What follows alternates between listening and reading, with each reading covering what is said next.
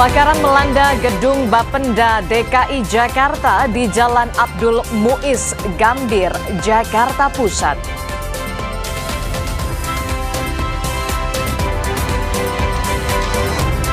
Mantan Jaksa Agung Muda Tindak Pidana Khusus Jampitsus Febri Adriansyah diperiksa selama 7 jam sebagai tersangka dalam kasus dugaan tindak pidana pencucian uang atau TPPU.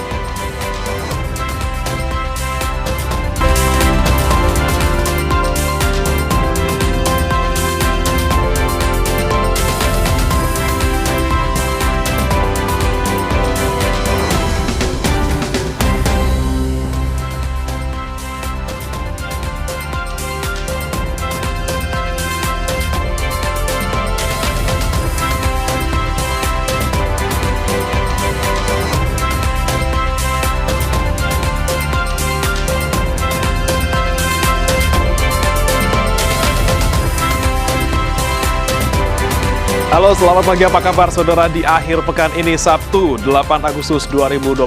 Saya Brema Natena dan juga rekan saya Adi Silarasati hadir dalam Sapa Indonesia pagi hari ini. Dan ada berbagai macam informasi penting dan juga menarik pastinya untuk Anda simak di Sapa Indonesia pagi akhir pekan di hari ini. Tanggal kembar. Hah? Tanggal kembar. Tanggal kembar, oh ya kalau tanggal kembar biasanya 88 ini kita sudah mulai check out ya di keranjang begitu ya. Nah kalau berbicara soal tanggal kembar, soal belanja tapi juga kemarin yang juga menjadi sorotan adalah bagaimana pemeriksaan dari ex-Jampitsus yakni Febri Adriansyah untuk pertama kalinya kalau kita di publik melihat bagaimana Febri sudah memakai rompi tahanan dan juga diborgol diperiksa oleh tim 9 dari Kejaksaan Agung. Nah, luar biasa ini diperiksanya selama 7 jam, lama juga ya. Sampai kalau kata Desi sampai Jogja ya kalau kita naik mobil. Kalau naik mobil udah sampai Jogja. Tapi akhirnya kemarin kita lihat ya seorang FA itu akhirnya memakai rompi pink setelah sebelumnya ketika ditetapkan sebagai tersangka itu menjadi polemik karena tidak diborgol dan juga tidak memakai rompi pink. Nah, kemarin itu saudara diperiksa selama 7 jam di Kejaksaan Agung dan ini yang diperiksa terkait dengan bukti-bukti yang sudah ditemukan dan juga bagaimana peran dari FA dan juga tersangka yang lainnya. Karena sampai sekarang memang yang menjadi PR adalah sebenarnya peran FA ini dalam kasus TPPU itu seperti apa? Apakah menerima suap, ataukah memeras, ataukah memanfaatkan barang bukti yang disita dari kasus-kasus lain? Nah ini yang jadi pertanyaan kita semua. Karena apa? Karena pemeriksaan Febri Adriansyah ini kemarin diperiksa dalam kapasitasnya sebagai tersangka terkait dengan kasus yang menjeratnya yakni TPPU. Nah, kalau dilihat begitu ya, usai diperiksa, kuasa hukum dari Febri Adriansyah yakni Febri Diansyah mengatakan bahwa memang kliennya ini diperiksa selama 7 jam dengan 20 pertanyaan. Nah, Febri Diansyah juga mengatakan kliennya membantah punya empas 74 kg. Nanti dibahas secara menyeluruh oleh rekan saya Brema Natena begitu ya terkait dengan bagaimana pemeriksaan dari Febri Adriansyah semalam. Tapi sebelum sampai ke sana, kita ke informasi pertama dulu dari peristiwa kebakaran, saudara. Kebakaran melanda pabrik tekstil di Purworejo, Jawa Tengah. Ratusan mesin dilaporkan mengalami kerusakan. Kebakaran pabrik tekstil PT Unggul Rejo Wasono di Banyu Urip, Purworejo terjadi pada Jumat sore. Kobaran api dilaporkan muncul dari salah satu mesin yang sedang digunakan dalam produksi benang. Api kemudian dengan cepat merambat ke bagian plafon. Material tekstil yang mudah terbakar membuat api semakin mudah menyebar. Pekerja perusahaan sempat melakukan upaya pemadaman awal, namun tidak berhasil. Berdasarkan informasi, 500 unit mesin tenun diperkirakan terdampak akibat kebakaran.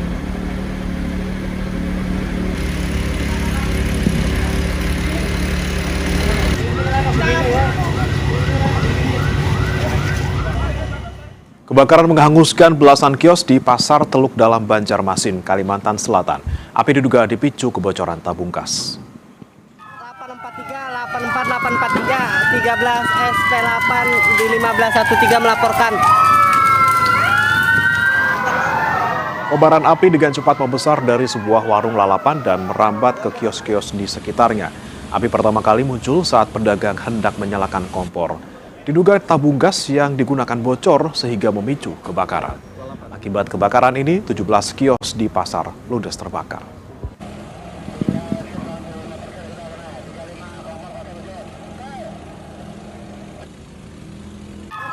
843. Kita beralih ke informasi lain, saudara. Ratusan pucuk senjata ditemukan di gudang sebuah sekolah swasta di Jakarta Selatan. Selain senjata, pihak sekolah juga melaporkan adanya temuan amunisi dan juga narkotika. Publik digegerkan dengan temuan ratusan pucuk senjata di sebuah gudang yayasan sekolah swasta di Pondok Pinang, Jakarta Selatan. Tak tanggung-tanggung, jumlah senjata yang ditemukan lebih dari 900 pucuk, mulai dari senapan angin hingga airsoft gun. Tak hanya senjata, di lokasi juga ditemukan amunisi. Temuan dilaporkan pihak yayasan yang tengah menata ulang bangunan sekolah untuk kebutuhan murid. 995 pucuk merupakan senapan angin, bukan senjata api. Dan 1 pucuk merupakan senjata api jenis Franci SPAS 15 kaliber 12 GA. Ini sudah diamankan oleh penyidik dari Polres Metro Jakarta Selatan. Selain melaporkan temuan 995 pucuk senjata pada Juli lalu, pihak yayasan sekolah juga melaporkan temuan tambahan senjata dan barang-barang yang tidak semestinya ada di lingkungan sekolah, tepatnya di ruangan eks-ketua yayasan yang telah diberhentikan. Hari ini juga kami berbarengan untuk melaporkan temuan terkait dengan narkotika dan juga penemuan terbaru dari senjata dan peluru juga, dan juga CD orang dewasa gitu di ruangannya ketua pengurus yang sudah kami pecat. Ratusan senjata yang ditemukan di sekolah tersebut kini sudah diamankan kepolisian. Selain menelusuri dokumen kepemilikan termasuk surat impor senjata, polisi juga terus memeriksa sejumlah saksi untuk mengungkap ada tidaknya pelanggaran di kasus ini. Tim Liputan, Kompas TV.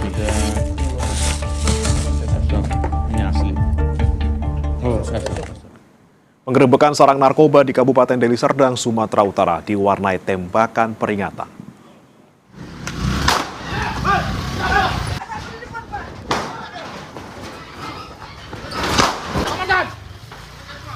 Tembakan peringatan dilepaskan polisi di tengah permukiman. Meski sempat berusaha kabur, seorang pria yang diduga pengedar berhasil dibekuk. Polisi mengungkap sarang narkoba dilengkapi kamera pemantau dan alat komunikasi HT untuk memantau kedatangan polisi. Dalam penggerebekan ini, polisi menyita sejumlah barang bukti narkoba, alat isap, timbangan elektronik, dan 2 mesin judi.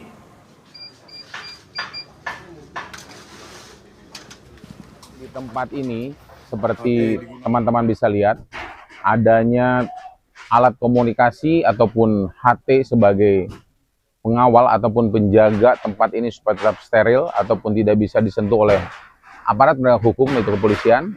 Dilengkapi juga dengan CCTV yang berada di 4 titik, yaitu di pintu masuk jalan utama sampai di titik ini yang disimpan di atas pohon, seperti teman-teman bisa lihat.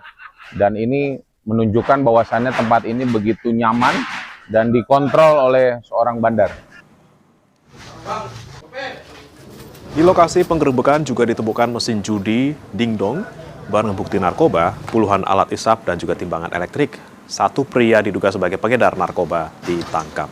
Petugas juga menghancurkan dan membakar barak narkoba tersebut.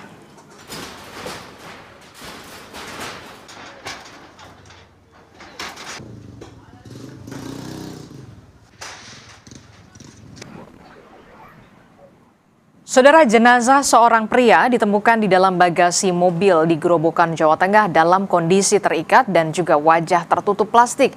Diduga jenazah pria ini adalah pemilik konter HP yang jadi korban perampokan. Warga Desa Trisari, Kabupaten Gerobokan, Jawa Tengah, gempar. Di dalam bagasi sebuah mobil yang terparkir di gudang kosong ini, ternyata ditemukan jenazah seorang pria. Jenazah ditemukan dalam kondisi terikat dengan wajah tertutup plastik. Sebelum jenazah ditemukan, warga sempat melihat 2 orang mencurigakan yang tengah membakar pakaian di sekitar lokasi. Kayak baju tadi dibakar, di bawah mobil ada bercak darahnya. tapi terungkap jam 4 sore. Jadi setelah bakar pakaian itu langsung kemana? Langsung pergi jalan kaki ke arah selatan sana. Berarti sempat mondar-mandir? Sempat mondar-mandir, mau ganti baju itu tadi. Pelakunya 1-2 orang? 2 orang pelakunya. Korban diketahui bernama Chandra Waskita, seorang pemilik konter ponsel di Ambarawa, Kabupaten Semarang. Sebelum ditemukan meninggal, toko ponsel korban dirampok. Keberadaan Chandra bahkan sempat tidak diketahui. CCTV yang terpasang di konter pun raib. Rupanya ponsel-ponsel yang hilang itu ditemukan di dalam mobil korban. Polisi telah memeriksa 7 orang saksi yang terdiri dari karyawan dan warga di sekitar lokasi kejadian. Melakukan penyelidikan dalam rangka untuk mengungkap pelaku dari dugaan tindak pidana pencurian dengan kekerasan tersebut. Di mobil di gerobokan itu ditemukan korban dalam keadaan sudah meninggal di dalam mobil. Kemudian di dalam mobil itu juga ditemukan ada beberapa unit handphone, kurang lebih ada sekitar 53 unit handphone yang tertinggal di dalam kendaraan tersebut. Dan berarti penganiayaan dilakukan di TKP pertama ini? Kita masih coba dalami. Kini polisi tengah memburu pelaku perampokan dan pembunuhan pemilik konter handphone yang jasadnya disimpan di dalam bagasi mobil. Tim Liputan Kompas TV. Sorotan lainnya, Saudara, mantan Jaksa Agung Muda Bidang Tindak Pidana Khusus atau Jampitsus Febri Adriansyah selesai menjalani pemeriksaan sebagai tersangka di kasus dugaan tindak pidana pencucian uang atau TPPU. Usai 7 jam diperiksa, Febri kembali dibawa ke rutan KPK.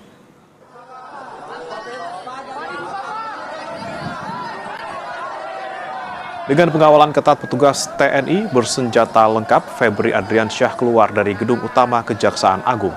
Dalam pemeriksaan kali ini, penyidik fokus mendalami peran tersangka serta mengusut asal-usul barang bukti yang disita.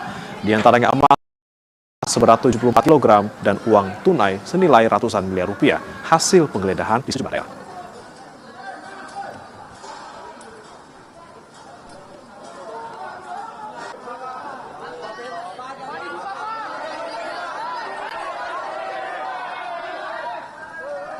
Ex-Jampitsus Febri Adriansyah seusai diperiksa Kejagung tiba kembali di rutan KPK. Kuasa hukum ex-Jampitsus Febri Diansyah menyebut kliennya menjawab sekitar 20 pertanyaan tim 9 Kejagung. Febri juga menyebut sidang pra-peradilan yang diajukan sudah dijadwalkan pada 18 dan 19 Agustus mendatang.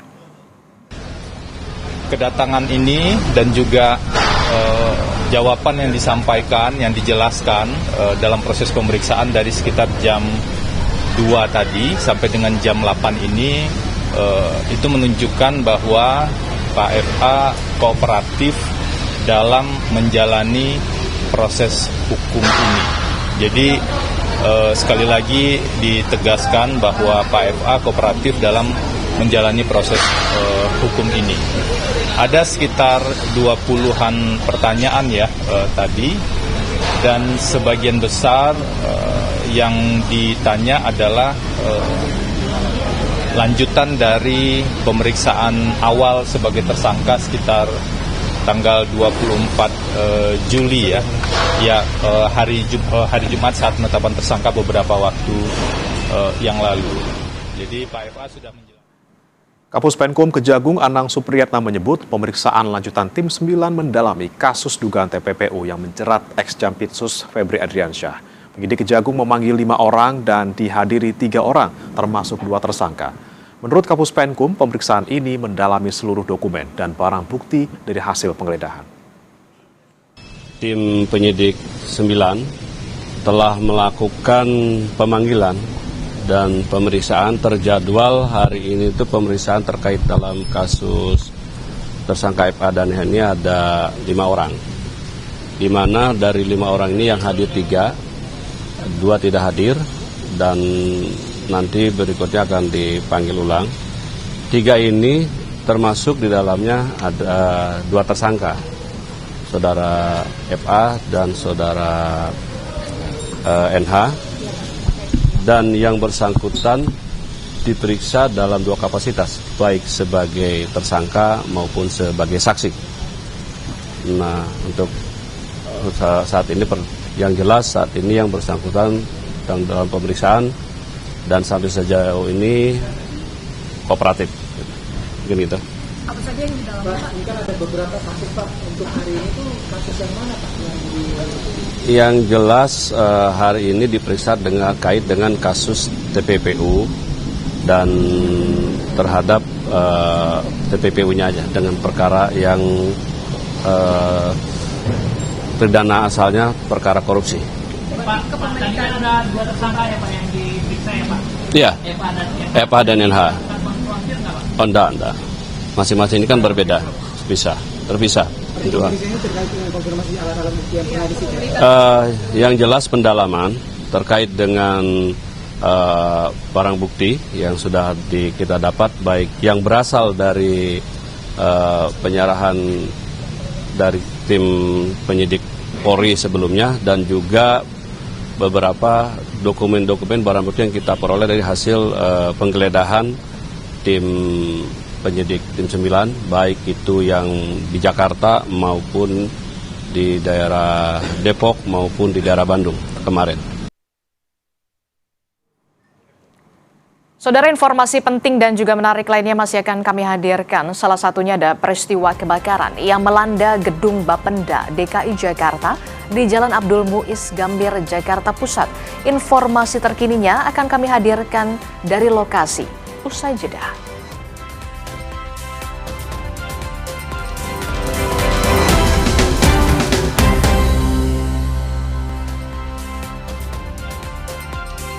Terima kasih Anda masih bersama kami dalam Sapa Indonesia Pagi. Saudara, setelah lebih dari 3 jam proses pemadaman api yang membakar sebanyak 10 lantai di gedung Bapenda DKI Jakarta masih dilakukan.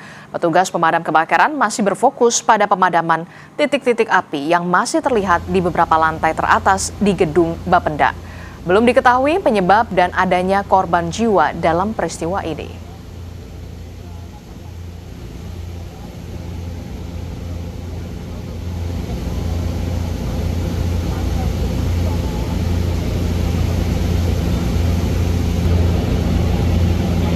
Kita nanti lihat dulu, kan sampai sekarang masih dalam proses penyidikan, kita belum tahu juga. Tapi ya, tadi ada antara 11 sampai 16 yang sekarang. Infonya ada korban nggak tadi? Ya mudah-mudahan ya doa aja, nggak ada apa-apa. Pak, sejauh ini proses penanganan ya seperti apa, Pak? Sudah tahap gimana, Pak? Pendinginan sekarang. Oke, berarti titik api sudah mulai padam, Pak ya? Belum, pendinginan itu kan harus memastikan yang namanya api tidak ada lagi titik api ya. Sementara itu, tim penyelamat juga mengevakuasi seorang korban yang sempat terjebak dalam kebakaran gedung Bapenda DKI Jakarta. Proses evakuasi saat tim penyelamat melakukan penyisiran di lantai 11 dan 12. Korban, saudara, mengalami sesak napas akibat asap. Namun, kondisinya terus membaik setelah diberi oksigen. Saat kondisi mulai stabil, korban langsung dibawa ke Rumah Sakit Polri, Kramat Jati, Jakarta Timur.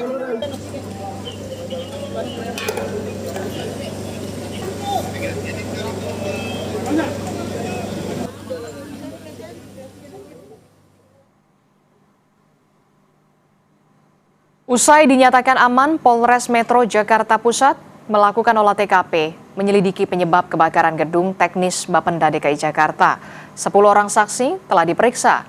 Diketahui di lantai 11 gedung teknis Bapenda sedang terjadi renovasi atau perbaikan. Renovasi diduga sebagai pemicu kebakaran.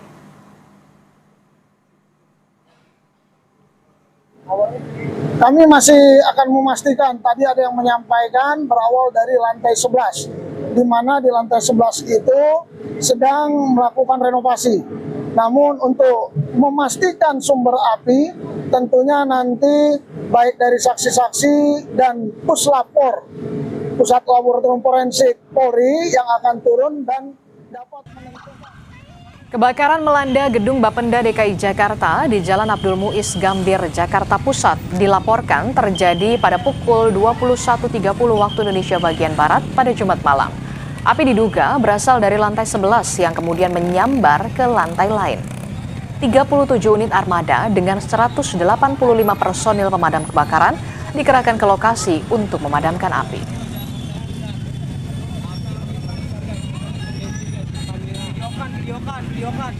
Kita pantau, saudara, situasi terkini dari kebakaran di Gedung Bapenda, Jakarta. Kita tanyakan kepada jurnalis Kompas TV, sudah ada Niputu Trisnanda dan juga juru kamera Yanuar Ruslim yang sudah berada di lokasi. Selamat pagi, Putu. Putu, setelah semalam terjadi kebakaran di Gedung Bapenda DKI Jakarta, bagaimana kondisinya saat ini? Apakah berhasil dipadamkan dan sudah tahap pendinginan? Ya, selamat pagi, Adisti dan juga saudara. Sampai dengan pagi hari ini proses pendinginan dan juga penyisiran seluruh lantai-lantai yang kemudian terdampak kebakaran ini masih terus dilakukan. Tetapi ya, satu yang signifikan bisa terlihat adalah kalau dipantau dari area luar, ini sudah tidak ada lagi kobaran api, kemudian juga sudah tidak ada asap yang terlihat keluar begitu dari area gedung ataupun juga dari lubang-lubang yang muncul pasca kebakaran terjadi pada Jumat malam kemarin. Artinya proses pendinginan ini sudah mulai berangsur selesai begitu. Kalau tadi mengutip bagaimana pernyataan dari Gulkarmat Provinsi DKI Jakarta, memang menyampaikan bahwa sampai dengan saat ini sampai nanti pukul 9 pagi proses pendinginan ini memang masih akan terus dilakukan begitu ya, supaya lebih detail lagi seperti apa prosesnya. Juru kamera Kompas TV Yanuar Ruslim akan menunjukkan kepada Anda situasinya sampai dengan pagi hari ini. Adisti dan juga saudara, seperti yang Anda lihat sudah tidak ada lagi kobaran api yang muncul di area gedung, kemudian juga sudah tidak ada lagi asap yang keluar juga dari area gedung. Maka yang kemudian coba dilakukan adalah menyisir lantai demi lantai, memastikan tidak ada lagi titik api. Dan ini kemudian karena memang sudah tidak sebesar pada Jumat malam, maka yang dilakukan oleh Gulkarmat Provinsi DKI Jakarta adalah mengurangi armada ataupun juga unit pemadam kebakaran yang semula ada sekitar 30-an unit, ini sudah berkurang menjadi sekitar 24 unit saja yang standby berada di lokasi saat ini. Kemudian juga yang tadi disampaikan adalah jumlah personil tentu saja ini juga sudah dikurangi.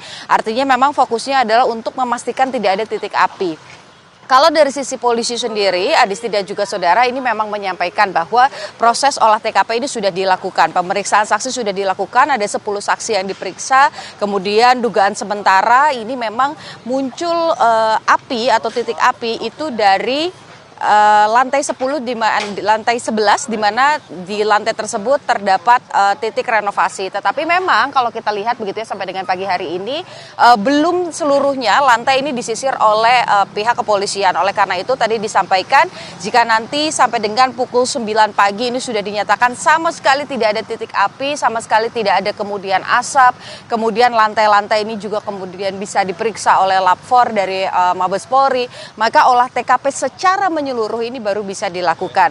Yang kemudian menjadi sorotan juga Adisti dan juga saudara adalah berbicara soal pom bensin yang ada di sebelah persis di sisi gedung Bapenda ini, di mana tadi disampaikan oleh pihak pom bensin atau dari pihak Pertamina belum ada arahan untuk membuka atau membuka operasional begitu, sehingga nanti yang coba dilakukan adalah paralel. Jika nanti sudah dinyatakan oleh Gulkarmat tidak ada api, kemudian sudah bisa kemudian beroperasi kembali, maka baru operasional dari pom bensin ini dibuka kembali dan tentu saja kemudian bisa melayani masyarakat.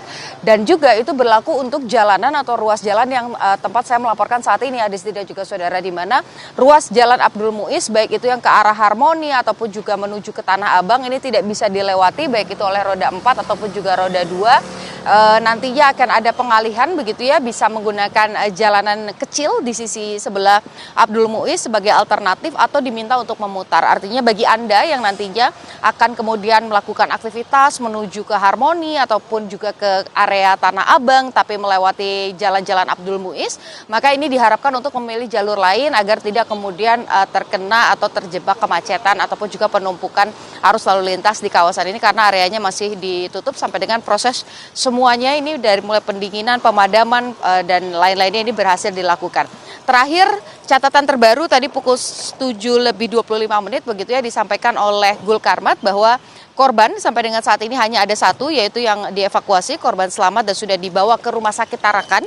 Sementara yang lain-lainnya ini tidak ada lagi ditemukan korban luka ataupun juga korban meninggal dunia, tapi karena prosesnya masih berjalan sampai dengan nanti jam 9, jadi kita nantikan apakah ada update lagi terkait dengan jumlah korbannya. Terima kasih, Adisti, kembali ke Anda di studio. Oke, Putu, singkat saja. Ini kan kalau tadi kita lihat ya, api pertama kali muncul di lantai 11, kemudian terdampak di beberapa lantai. Jadi total keseluruhan terdampak kebakaran ini ada berapa lantai, dan juga bagaimana dengan operasional di hari Senin mendatang untuk kegiatan di Bapenda DKI Jakarta. Sudahkah ada informasi akan dipindahkan ke gedung mana? Dan kalau kita lihat tadi kan Anda menyebutkan juga SPBU operasionalnya juga sampai saat ini belum bisa berfungsi secara normal, termasuk juga jalan di Abdul Muiz juga masih ditutup. Iya, sampai dengan saat ini prosesnya atau fokusnya itu masih dalam proses pendinginan, Adisti dan juga saudara. Jadi yang pihak yang ada di area ini adalah Gulkarmat, kemudian juga dari polisi, dari Polres begitu ya. Belum ada kemudian otoritas terkait dengan bagaimana operasional dari gedung Bapendanya sendiri. Kalau bicara soal berapa lantai yang terdampak, ini memang dari mulai lantai 11 sampai dengan lantai 16 ini terdampak cukup parah begitu. Tetapi kebakaran ini juga menyambar ke lantai di bawahnya, yaitu lantai 10, 9, dan juga 8. Apakah kemudian lantai-lantai yang terdampak ini akan dipindahkan atau misalnya nanti akan ada WFH begitu? Ini nanti harus kembali mengkonfirmasi terlebih dahulu kepada pihak Bapenda, karena kalau tadi juga disampaikan bahwa di dalam gedung ini bukan hanya Bapenda saja, tetapi juga ada operasional dari pihak yang lain. Nah, pihak lainnya ini siapa saja itu yang masih kita tunggu juga data pastinya, karena proses resmi nanti akan disampaikan oleh polisi setelah olah TKP seluruhnya ini dilakukan setelah jam 9 pagi. Adisti. Oke, kita akan tunggu bagaimana proses olah TKP selanjutnya yang akan rencananya dilakukan pada pagi hari ini. Terima kasih informasinya jurnalis Kompas TV Niputu Trisnanda dan juga juru kamera Yanuar Ruslim berada di lokasi kebakaran gedung Bapenda DKI Jakarta di Abdul Muiz. Terima kasih, selamat bertugas kembali, Putu. Informasi penting lainnya masih akan kami hadirkan, salah satunya dari mantan Jaksa Agung Muda Bidang Tindak Pidana Khusus atau Jampitsus Febri Adriansyah yang diperiksa selama 7 jam sebagai tersangka kasus dugaan tindak pidana pencucian uang atau TPPU. Bahasan soal ini akan hadir di segmen dialog di Sapa Indonesia Pagi usai jeda bersama Bremana Tenaya.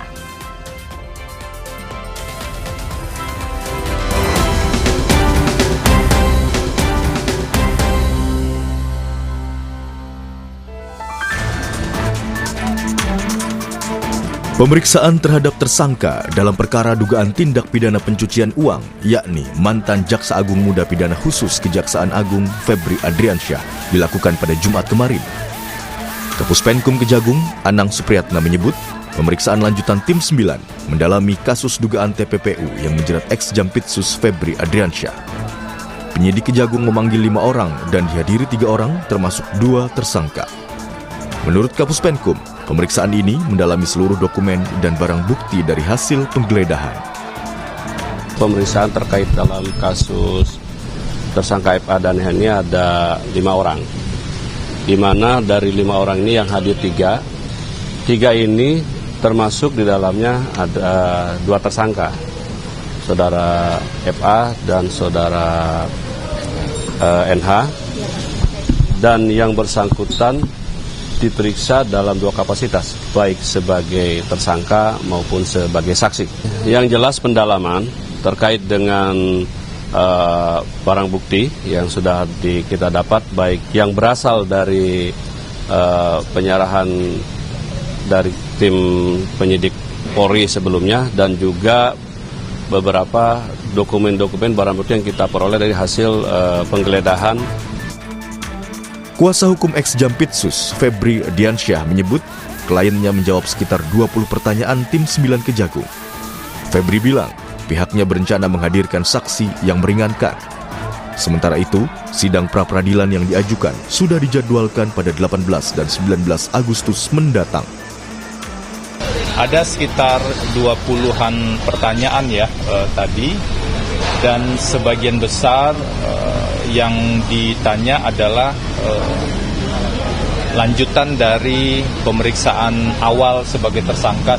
Kami berencana akan menghadirkan saksi yang meringankan dan ahli untuk membuat lebih terang persoalan ini. Kalau terkait dengan pra-peradilan, kami sudah dapat panggilan persidangan dari PN Jaksel, sudah dapat jadwal di tanggal 18 atau 19 ya. 18 dan 19 Agustus 2026. Tim 9 Kejaksaan Agung kembali memeriksa ex-Jampitsus Febri Adriansyah yang terjerat kasus dugaan tindak pidana pencucian uang dan dugaan korupsi. Febri keluar dari rumah tahanan Komisi Pemberantasan Korupsi pada Jumat siang dan diperiksa hingga Jumat malam. Berbeda dengan pemeriksaan pertama setelah ditetapkan sebagai tersangka, kali ini Febri diperiksa dengan tangan terborgol dan mengenakan rompi tahanan berwarna merah muda. Tim Liputan, Kompas TV. Ex-Jampitsus Febri Adriansyah kembali diperiksa Kejaksaan Agung terkait dugaan tindak pidana pencucian uang dengan fokus pada pendalaman temuan barang bukti bernilai fantastis dari hasil penggeledahan. Sejauh mana pemeriksaan ini menjadi titik terang pengungkapan kasus? Kita akan bahas bersama dengan Wakil Ketua KPK 2015-2019, Saud Situmorang. Selamat pagi, Pak Saud. Selamat pagi, Mas Bremana. Baik, Pak Saud, ini kita akhirnya melihat kemarin Febri Adriansyah memakai rompi pink, diperiksa sebagai tersangka dari KPK, dibawa ke Kejagung untuk kemudian diperiksa. Selama 7 jam kemarin kita lihat pemeriksaannya. Ada 20 pertanyaan, Pak Saud, yang disampaikan dan juga diajukan ke Febri Adriansyah. Menurut Anda, biasanya apa saja pertanyaan-pertanyaan yang diajukan oleh penyidik dan mendalaminya seperti apa? Ya pasti semua yang ditanyakan itu sangat terkait dengan apa yang sudah mereka peroleh selama ini, apakah itu barang bukti, apakah itu dokumen, apakah itu keterangan-keterangan, potongan-potongan informasi, dan kemudian tentunya untuk dalam hal ini Kejaksaan tetap bertitik tolak dari pelimpahan case yang diberi dari Kortas itu untuk kemudian mendalaminya. Jadi kalau ini adalah pemeriksaan yang kedua, sebelumnya kan sudah dilakukan pemeriksaan juga, itu tinggal kelanjutannya. Jadi kalau mereka fokus kepada TPPU-nya, tentu pertanyaan-pertanyaan akan di seputar situ juga. Artinya kalau kita bicara TPPU kan selalu ada placement, layering, dan integrasi. Oleh sebab itu di bagian luar kan pada saat konferensi pers, Febri mempertanyakan bagaimana proses itu, ya artinya itu penilaian dia dari pertanyaan-pertanyaan itu ya. Dalam hal ini tentu penyidik juga sudah paham placementnya kapan, layeringnya gimana, integrasinya gimana, karena teorinya kan masih di situ aja tuh. Walaupun kemarin mereka berdebat soal undang-undang TPPU, soal pasal 3, 4 dan seterusnya, kenapa nggak dipakai pasal KUHP yang baru, itu nanti itu silakan aja berdebat di PT UN, di peradilan. Ya, jadi maksud saya gini loh, tentunya klarifikasi yang dipertanyakan oleh penyidik itu biasanya dengan pertanyaan-pertanyaan simpel juga. Ada juga yang perlu dialog panjang, tapi dan kan ketikannya itu biasanya nggak terlalu jelimet gitu. Paling tanya, ini gimana yang ini Pak, pada tanggal sekian ini Anda di sini, apa posisi Anda? Oh itu ya perintah saya memang, oh itu saya nggak ngerti, oh itu bawahan saya, dan seterusnya. Itu nanti akan dicatat semua. Tetapi pertanyaan-pertanyaan dibalik dari 20 pertanyaan itu sebenarnya penyidik sudah mempunyai background data yang kuat. Dia hanya paling-paling untuk menjelaskan iya atau tidaknya, atau kemudian menjelaskan lebih lanjut ada yang belum terang. Dan itu adalah prosedur ya, itu prosedur KUHP, memang orang harus dimintai keterangan dan kemudian dia harus juga menjelaskan apa adanya, karena waktu itu memang dia itu posisinya nanti kan akan dia diklarifikasi di bawah sumpah nanti di keterangan-keterangan yang masuk dalam BAP. Kayak gitu Mas Bre. Tapi kira-kira sudah sampai belum Kak ke hubungan antara bukti dan juga tindak pidana asal? Apakah ini baru putar-putar saja di TPPU-nya? Ya di mata penyidik itu sudah clear sebenarnya, orang udah dipakein rompi kok, udah dipakein borgol juga salah besar kalau mereka nggak cukup bukti. Tapi kan tata cara yang diatur oleh hukum acara pidana kita dari sisi formilnya Ya, kemudian materialnya pasti mereka sudah menguasai, mereka salah besar kalau tidak menguasai, memanggil orang, udah menahan orang, sedangkan dasarnya kan disebutnya pemeriksaan kemarin itu adalah TPPU. Jadi pertanyaan Bre tadi itu sudah pastilah mereka memiliki data yang cukup clear, dan itu tercermin dari expose pernyataan waktu di doorstop media itu. Febri menjelaskan memang ada sejumlah pertanyaan-pertanyaan yang dia ingin klarifikasi lebih lanjut, itu biasa gitu. Oke, baik. Nah, Pak Saud, kami juga sebenarnya sudah mencoba untuk menghubungi dan juga mengajak kuasa hukum dari Febri Adriansyah untuk bergabung dalam dialog ini, namun dari pihak kuasa hukum masih belum bisa bergabung. Dan saudara, kita akan putarkan terlebih dahulu pernyataan dari kuasa hukum ex Jampitsus Febri Adriansyah yang kemarin selesai diperiksa memberikan pernyataan kepada media, di mana kuasa hukum bilang bahwa kliennya ini menjawab sekitar 20 pertanyaan tim 9 Kejagung, dan Febri juga menyebut, ini Febri Adriansyah, bahwa sidang pra-peradilan yang diajukan sudah dijadwalkan pada tanggal 18 dan juga 19 Agustus mendatang.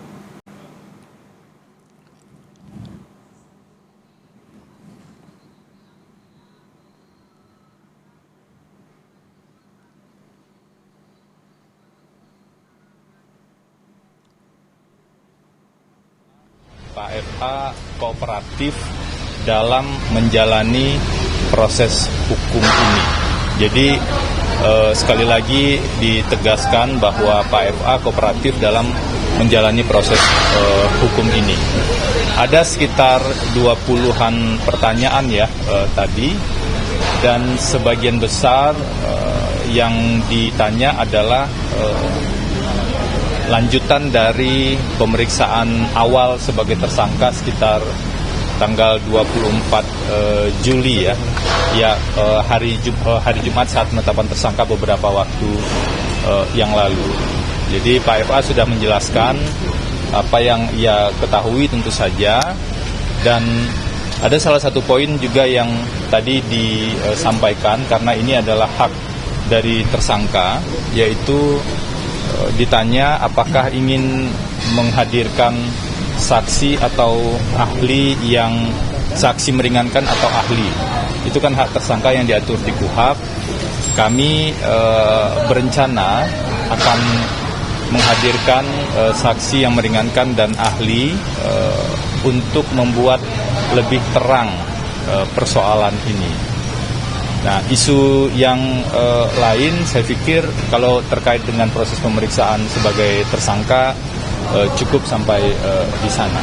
Silakan kalau ada pertanyaan. Sebelumnya kan dari tim hukum itu mempersoalkan belum dijelaskannya apa yang dilanggar oleh Pak Febri, belum dijelaskan oleh penyidik terkait apa yang dilanggar oleh Pak Febri ya. Nah, dalam pemeriksaan kali ini apakah hal itu sudah dijelaskan secara terang oleh penyidik terkait apa yang dilanggar oleh Pak Febri dalam kasus ini? Tadi hanya pemeriksaan sebagai tersangka ya, langsung ke pertanyaan-pertanyaan saja tadi. Jadi tidak ada penjelasan lebih lanjut terkait dengan hal tersebut. Langsung ketika pemeriksaan baru dimulai itu langsung dengan pertanyaan-pertanyaan.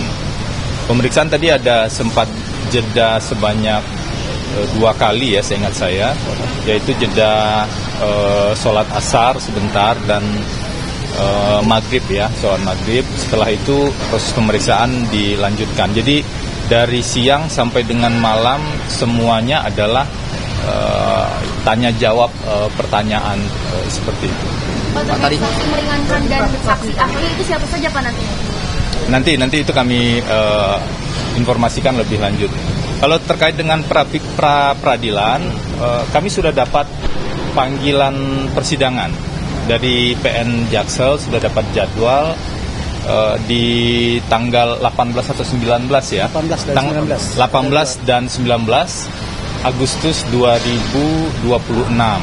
Karena ada 2 permohonan, jadi masing-masing di sidang secara berbeda, hakimnya juga berbeda, jadi proses persidangan akan berjalan secara paralel, tapi hari mulainya jeda 1 hari begitu. Kita kembali ke Pak Saud Sitomorang yang masih bergabung juga. Pak Saud, tadi juga kita sempat dengarkan pernyataan dari Febri Diansyah, kuasa hukum dari Febri Adriansyah, bicara soal pra-peradilan di tanggal 18 sampai dengan 19 Agustus mendatang, paling tidak sidang perdananya. Kalau kita bercermati soal pra-peradilan, Pak Saud, ini kan ada dua yang diajukan. Untuk yang di Kortas Tipikor, Polri, satu lagi untuk Kejaksaan Agung. Kita soroti yang untuk Polri dulu. Ini kan pra-peradilan untuk penetapan tersangka, penggeledahan, dan juga penyitaan. Kalau mengutip dari pernyataan dari Prof. Jamin Ginting kemarin, pakar hukum pidana Pak Saud, bahwa dengan dia melakukan pra-peradilan untuk penggeledahan dan penyitaan, ini secara tidak langsung mengakui bahwa barang bukti itu adalah milik Febri Adriansyah. Kalau menurut Pak Saud seperti apa? Iya, kalau ungkapan mereka sebelumnya itu kan ada 9 problem ya. Mereka udah nyebutkan itu. Bagaimana kemudian mereka harus men-challenge para penyidik ini dan kemudian nanti juga baik di kepolisian dan di kejaksaan. 9 hal yang mereka sebut tidak sesuai itu kan diantaranya itu proses-proses yang sangat terkait dengan memang formilnya. Jadi mereka tidak bicara substansi perbuatan pidana, tapi prosesnya, termasuk mereka sebutkan yang ada asas-asas yang kenapa dipakai itu yang disebutnya pencucian uang, tetapi pakai undang-undang lama sementara ada kuhap baru. Terus kemudian bagaimana prosesnya dilakukan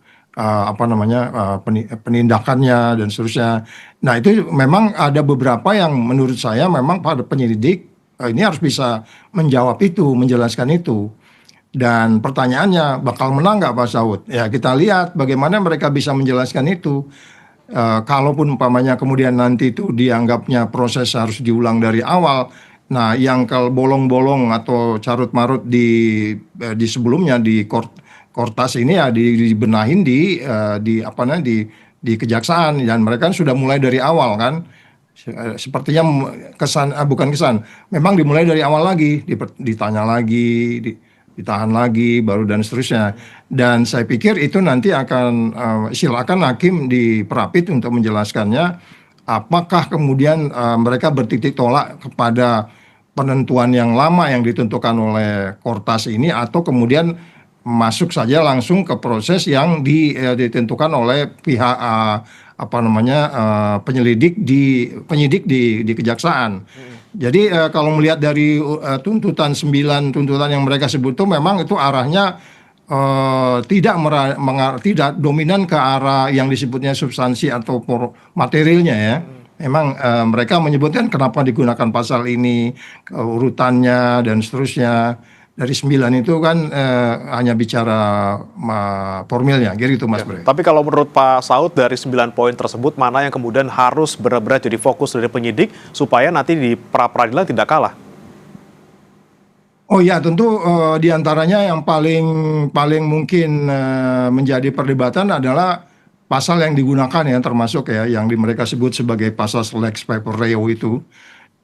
Itu juga bisa jadi perdebatan. Itu yang karena itu termasuk kenapa kok digunakan pasal 345, kenapa nggak digunakan pasal. Itu nanti mereka bisa menggunakan pasal yang relevan tentang itu. Tetapi kemudian tentu silakanlah yang mulia nanti memutuskan gimana. Tetapi bukan berarti kemudian ini menjadi kita menjadi ragu, karena peristiwa pidananya kita nggak ragu. Peristiwa pidana yang terjadi, tinggal bagaimana KUHAP yang mengatur, dan kemudian ada rezim hukum yang harus digunakan, terus kemudian ada beberapa juga katakan saja keraguan-keraguan di sisi urutan-urutan pemeriksaan itu bisa diulang dari awal. Jadi saya nggak mengatakan ini bakal dia menang atau kalah. Nanti itu menangnya hakim, kita nggak mau mendahului. Tapi sense kita, logika nalar argumentasi kita, memang ada sejumlah hal yang kemudian harus dikoreksi. Ini yang saya bilang tidak gampang juga untuk kalau umpamanya kita melakukan penindakan hukum anti korupsi diwarnai oleh framing-framing yang kemudian terkesan buru-buru, ya, terus kemudian terkesan untuk bargain position, Saya selalu mengatakan kan ini nggak naif juga kalau kita bilang ini nggak ada kaitan dengan peristiwa-peristiwa pidana yang lain di dalam kita mengelola republik. Banyak kaitannya, sangat kompleks. Gitu Mas Bre. Oke, baik. Pak Saud, tapi kalau kita bicara soal celah yang lain yang mungkin juga menjadi sorotan beberapa pakar hukum pidana bahwa ketika kasus diserahkan dari Kortas Tipikor ke Kejagung, ini bisa menjadi celah yang riskan seperti itu. Bisa saja kemudian penyidik tidak bisa menjelaskan secara gamblang dan juga secara objektif seperti itu. Kenapa kemudian diserahkan dari Polri ke Kejagung dan ini bisa membuat tersangka ini menang di pra-peradilan? Ya bisa saja, tetapi itu dinamika tapi yang perlu kita yakinkan bahwa peristiwa pidananya sudah terjadi. Tinggal nanti kita mau berdebat mau pakai strategi apa dan itu kita serahkan saja kepada penyidik di sini. Beberapa orang kan selalu mengatakan ya sebaiknya lebih gampang daripada bicara TPPU harus debat di predikat crime dari kriminalnya apa gitu, korupsinya apa. Tapi saya lebih cenderung mengatakan itu nanti penyidik yang akan punya strategi. Beberapa orang kan juga mengatakan kenapa nggak pakai pasal gratifikasi aja Pak Saud lebih cepat. Itu silakan penyidik. Tapi kita tidak ragu peristiwa pidananya sudah terjadi dan itu yang mungkin perannya lawyer. Saya di banyak tempat selalu mengatakan semua kita di Republik ini harus di-challenge, mulai dari presidennya, mulai dari penegak hukumnya, hakimnya, jaksanya, KPK-nya, supaya mereka hati-hati, supaya mereka tidak abuse of power, supaya menindak ini tidak sesuka-sukanya gitu. Jadi lawyer yang dianggapnya pada bagian itu adalah bagian dari penegak hukum, by law dia penegak hukum, ya harus men-challenge kita semua. Ya nanti tempatnya di pengadilan, formilnya di Prapit, kemudian nanti materialnya di pengadilan yang akan kita lihat seperti apa. Potensi abuse of power dilakukan oleh siapapun. Jadi artinya potensi konflik of interest di negeri ini kan ini awal dari semua ini Mas Bre. Awal dari semua ini adalah potensi konflik of interest di tengah-tengah kita, baik itu di kepolisian, di kejaksaan, kemudian di PKH juga itu konflik of interestnya sangat tinggi. Itu kan nggak bisa kita katakan tidak lepas dari situ. Karena kita tahu ini FA ini kan di PKH dia. Kemudian bagaimana kaitannya lagi urutannya ke rezim-rezim hukum yang lain gitu kan. Ini ada kaitannya juga dengan undang-undang yang terkait dengan alam dan seterusnya. Jadi kompleksitasnya banyak yang menurut saya gambar besarnya itu adalah diawali oleh konflik of interest. Tapi Pak Saud, saya potong maaf.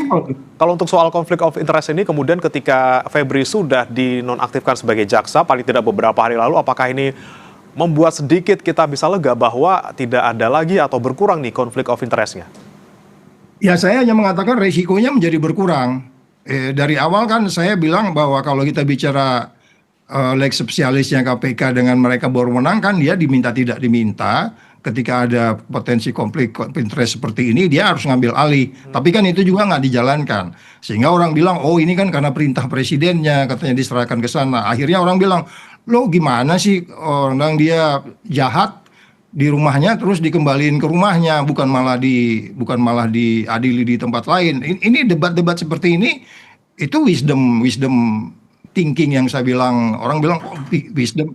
Iya itu wisdom itu kan arif.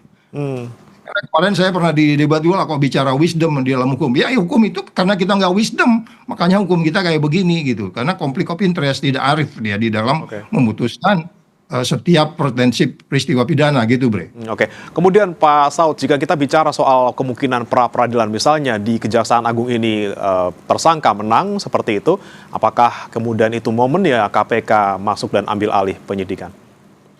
Ya itulah makanya saya mengatakan kalau Anda memberantas korupsi, Anda harus jelas teori yang harus Anda gunakan.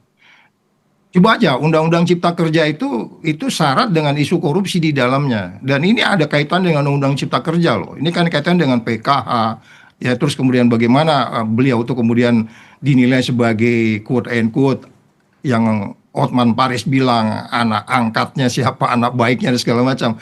Itu diawali yang saya bilang tadi itu memberantas korupsi itu kita harus teori dasarnya kuat itu. Ada teori tata negara, teori psikologi, teori criminal justice system, teori kemudian bagaimana struktur kekuasaan, money politics, ya kan, state capture corruption, illicit arrangement yang kemarin masih diributin, terus kemudian ada yang sering saya sebut itu yang disebutnya ya apa namanya itu chain of custody. Ini kan jadi masalah chain of custody. Jadi ketika Anda sudah meneliti barang, Anda kan setelah menggeledah itu kan harus begitu. Ini chain of custody-nya kan rumahnya belakangan beberapa hari kemudian kan. Jadi kita nggak pernah berpikir strategik itu di dalam melaksanakan penegakan hukum. Kita melihat hukum as it is, terus kemudian nggak ada strategi-strategi, inisiatif, inovasi yang kemudian memungkinkan kita akhirnya adil buat semua orang. Per hari ini kita belum bisa katakan Pak ini salah, ya kan? Itulah gunanya lawyer di situ. Nah, oleh sebab itu, kebijakan-kebijakan wisdom Arif ini siapa? Iya, tentu dari presidennya. Tapi di case ini kan ada yang ketidakarifan. Itu terlihat, itu sangat terlihat. Nggak bisa kita bilang tidak terlihat. Karena kalau by definition dia paham yang namanya pemberantasan korupsi, ada 3 institusi di dalamnya, dengan undang-undang di dalamnya, termasuk undang-undang KPK. Dia nggak bisa bilang, saya nggak tahu ya, ternyata KPK bisa ngambil alih. Kata-katanya baru menang. Loh, kan di situ kan ada tim ahlinya dia. Ada orang-orang yang kompeten di situ. Salah besar kalau dia tidak bisa memanggil timnya untuk menjelaskan ini bagaimana ini. Ya. Ini kompleks nih, kan begitu, Bre. Oke, baik. Pak Saud, kita bicara soal material perkaranya ini. Memang sampai sekarang kita belum tahu seperti apa tindak pidana asalnya, hubungannya seperti apa, dan apa yang dilakukan oleh Febri. Dan juga pihak kuasa hukum juga masih menyoroti soal material perkara ini. Sebenarnya kliennya salah apa sih? Sampai sekarang kita belum tahu. Nah, kalau dari Kapus Penkum Kejagung pernah bilang bahwa detail materi ini memang belum diungkap ke publik karena agar tidak mengganggu proses penyidikan. Tapi di sisi lain, Pukat UGM waktu itu pernah bilang bahwa transparansi harus didorong. Semua perkembangan, kemudian ada juga materi perkaranya, semuanya harus bisa dibuka ke publik biar kita bisa mengawasi bersama-sama. Menurut Anda, memang harus disembunyikan sampai ke pengadilan atau bisa dibuka aja sekarang biar publik tahu? Ya, saya sudah mengatakan di banyak tempat, Bre, kamu pergi kemana aja, mau ke Harvard ke kemana, ke Inggris, kemanapun, teori pemberantasan korupsi itu hanya ada 4-5 persyaratannya. Anda harus transparan. Transparan itu ada jelaskan ke publik. Ya, makanya kemarin kan ketika dia lewat belakang, nggak lewat depan, itu juga itu pertanyaan, Anda nggak transparan, tapi kemudian diperbaiki. Kemudian akuntabel itu prosesnya. Karena kita udah ribut. Ini yang akhirnya kan 9 persoalan itu kan akuntabel. Akuntabel itu kan proses. Sesuai dengan undang-undang, sesuai dengan peraturan, bahkan sesuai dengan kode etik setiap institusi gitu ya kan.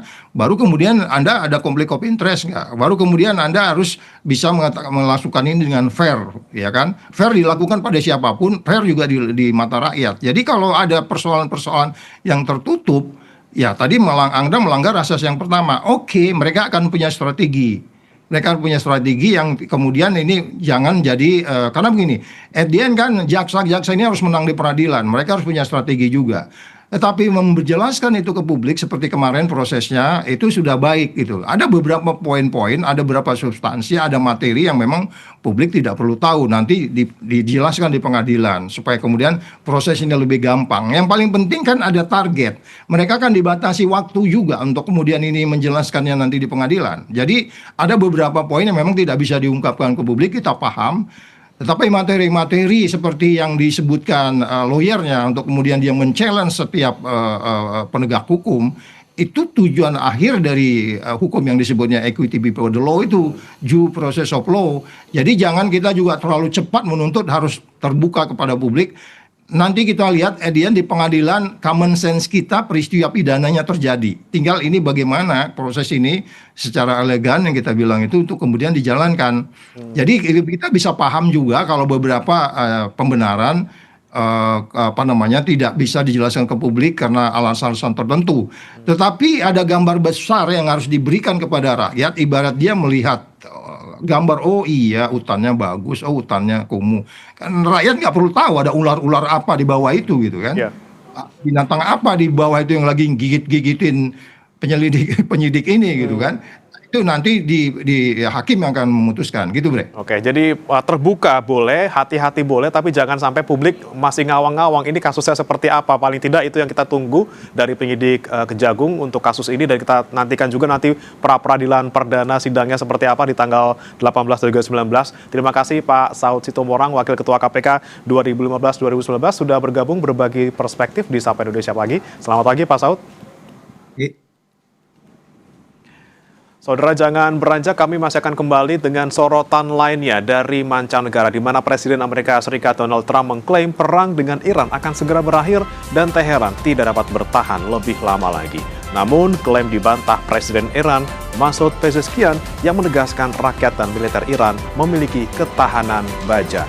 Kami akan bahas soal saling klaim kekuatan perang Amerika-Iran usai jeda bersama rekan saya, Adisti Larasati.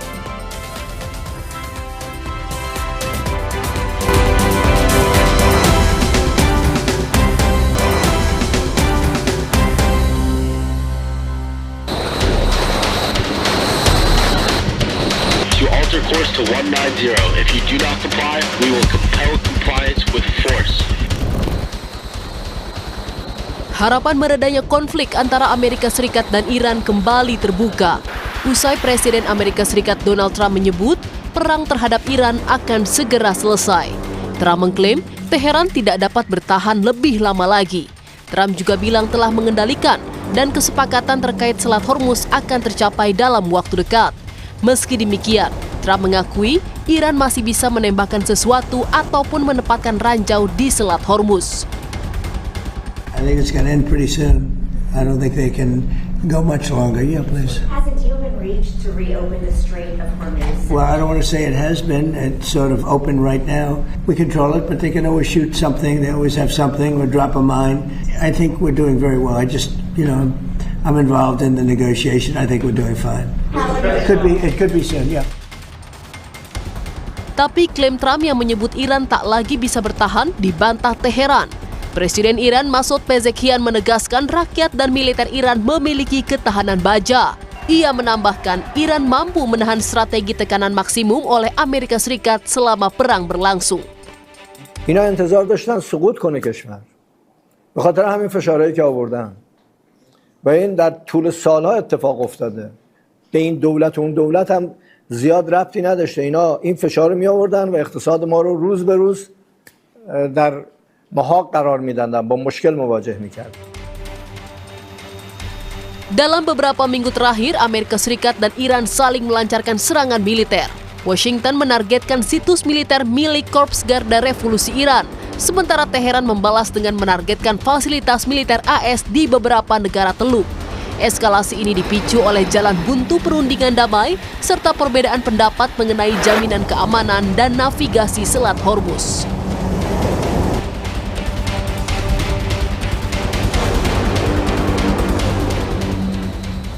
Kita tanyakan soal perang Amerika-Iran yang kian panas dan aksi saling klaim kekuatan antar keduanya bersama dengan Guru Besar Keamanan Internasional dari Universitas Kristen Indonesia. Bergabung bersama kami sudah ada Bu Angel Damayanti. Selamat pagi, Bu Angel. Selamat pagi, Mbak Adisti. Ya, Bu Angel, kalau kita lihat kan Trump mengatakan Iran tidak akan bertahan lama, sementara Teheran mengatakan rakyat Iran memiliki kekuatan seperti baja. Strategi apa yang saat ini tengah dimainkan oleh Iran dan juga Amerika Serikat? Karena keduanya saling klaim sama-sama kuat. Iya, betul sekali Mbak Adisti. Klaim kedua belah pihak itulah strateginya. Artinya gini, Amerika membangun narasi bahwa mereka dengan kekuatan militer yang sedemikian hebatnya gitu ya, seakan-akan mau menunjukkan Iran bukan tandingannya, dan memang kalau secara militer, kekuatan militer Amerika sangat kuat gitu ya. Dan itulah yang selalu disampaikan oleh Trump atau narasi-narasi di Amerika. Tapi di sisi lain, Iran juga mau menunjukkan bahwa kita juga kuat, tapi strateginya mungkin tidak dalam bentuk kekuatan militer yang kalau dibandingkan dengan Amerika ya tentu berbeda jauh. Tapi mereka juga masih punya kekuatan-kekuatan yang kita tidak bisa sepelekan gitu ya, tidak bisa disederhanakan seakan-akan kekuatan Iran sudah habis. Enggak, mereka masih punya cadangan rudalnya, kemudian drone-nya, belum lagi kalau misalnya tentang uraniumnya itu dijadikan sebagai deterrence, itu juga bisa menjadi sebuah kekuatan. Dan kekuatan Iran dalam hal ini tadi betul yang Mbak Adisti sampaikan, pemerintah Iran menunjukkan kekuatan mental baja dari masyarakat Iran, warga Iran yang memang boleh dibilang mereka cukup solid dalam hal ini melihat Amerika sebagai ancaman, dan yang kedua yang tidak bisa dipungkiri juga ada mitra-mitra atau asimetriknya ya, asymmetric war, strategi asimetrik yang masih tetap digunakan oleh Iran. Dan yang ketiga yang juga tidak bisa dilupakan oleh Amerika adalah Iran dalam hal ini punya posisi strategis, yaitu Selat Hormuz. Bagaimana Iran memainkan Selat Hormuz sebagai katakanlah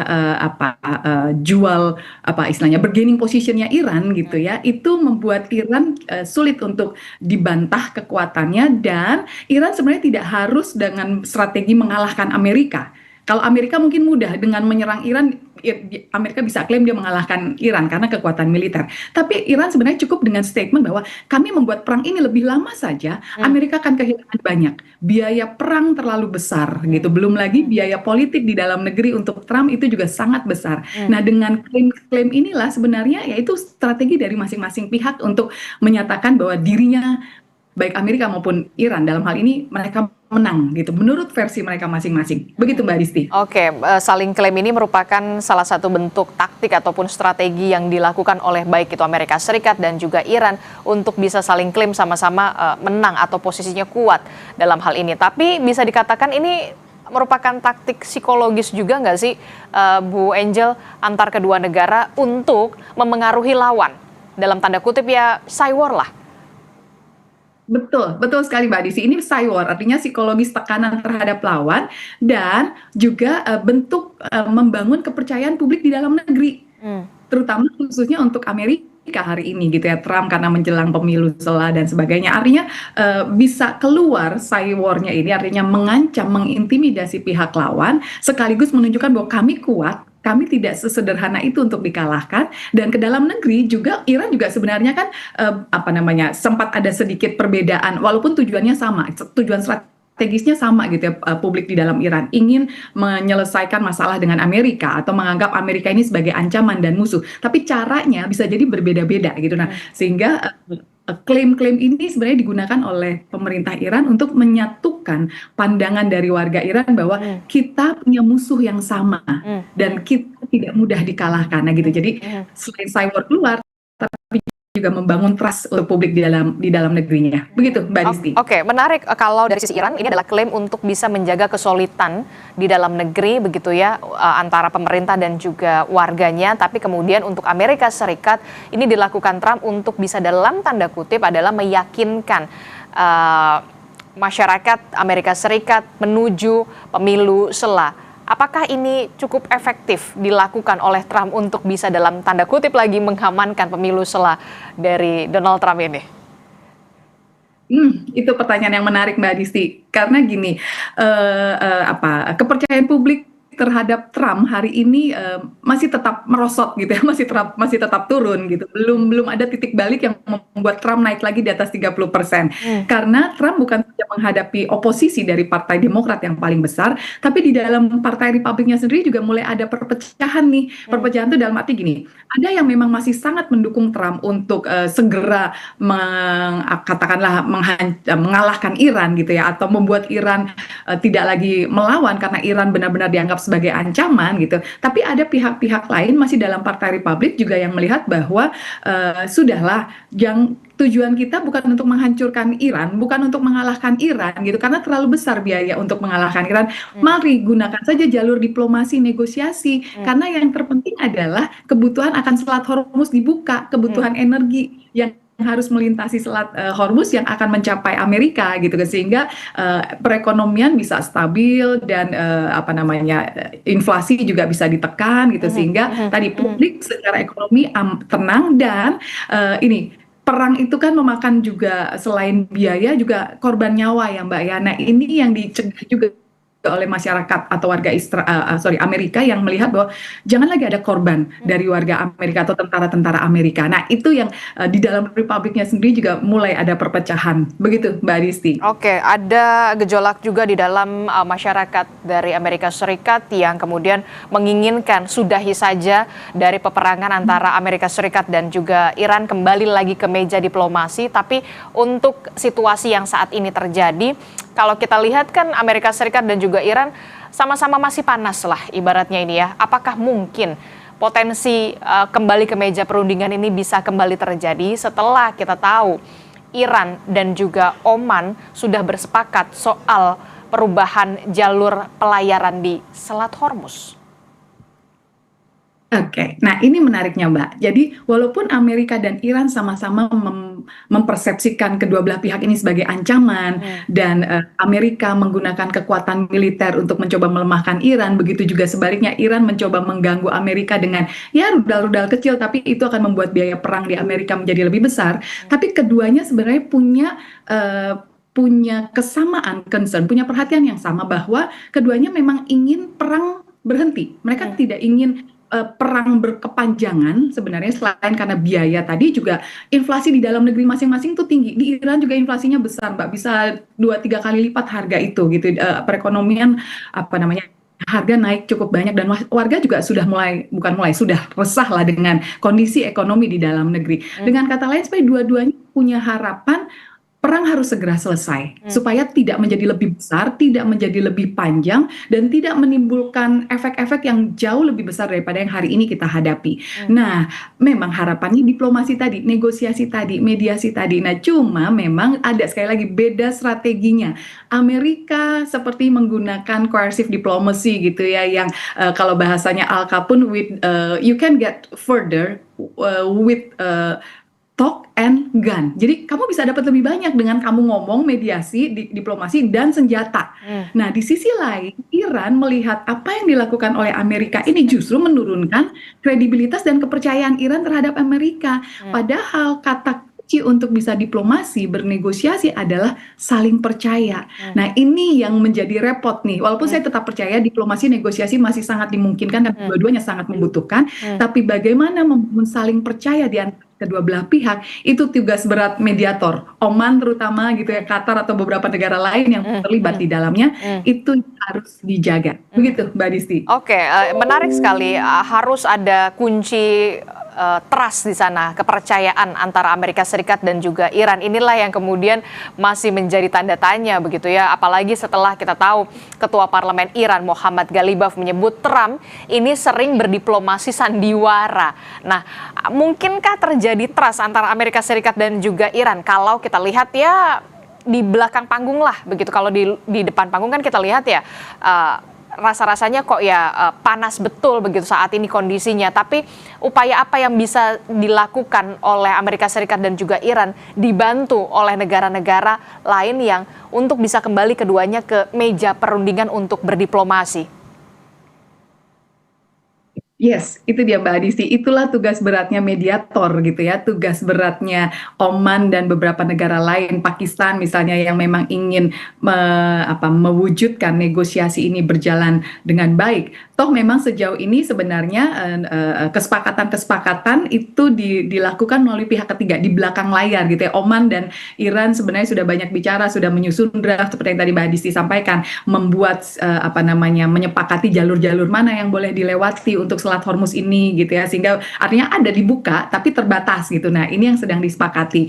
Artinya ya tugas dari para mediator atau negara-negara ketiga ini untuk membangun rasa saling percaya, meyakinkan Iran bahwa masih ada niat baik Amerika untuk mau berdiplomasi, bernegosiasi, dan meyakinkan Amerika untuk ayo jaga perilaku, jaga sikap, bahwa ketika kamu melakukan coercive diplomasi itu akan dianggap sebagai ancaman besar buat Iran, sehingga jangan sampai upaya yang sudah dijalin selama ini untuk bernegosiasi, untuk membangun rasa saling percaya itu jadi berantakan, hancur gitu karena perilaku-perilaku Amerika, atau lebih tepatnya statement-statementnya Trump gitu ya, baik yang melalui medsosnya atau lewat press conference-nya. Nah, ini yang kemudian oleh Ketua Parlemen Iran itu ya disampaikan, ayolah, ini kayak Trump ini kayak main sandiwara banget gitu, sebentar ngomong perang, sebentar ngomong gencatan senjata, sebentar bilang akan menyerang dengan kekuatan militer, sebentar ini negosiasi sudah berjalan baik. Nah, ini kan kayak selain sidewalk tadi, tapi ya buat Iran itu jadi ini kayak bercanda ya, ini suara ya. Nah, itu sehingga kepercayaan Iran terhadap Amerika bisa menurun.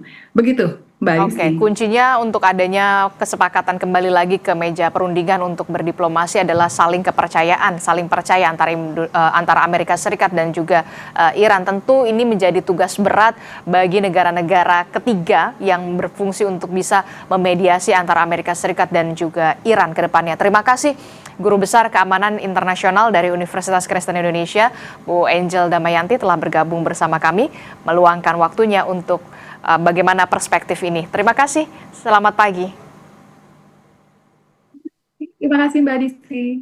Informasi penting lainnya masih akan kami hadirkan usai jeda dari peristiwa kebakaran lahan di Kabupaten Kuburaya, Kalimantan Barat yang meluas. BPBD mencatat setidaknya ada 132 titik api yang tersebar di sejumlah kecamatan. Informasinya akan hadir sesaat lagi.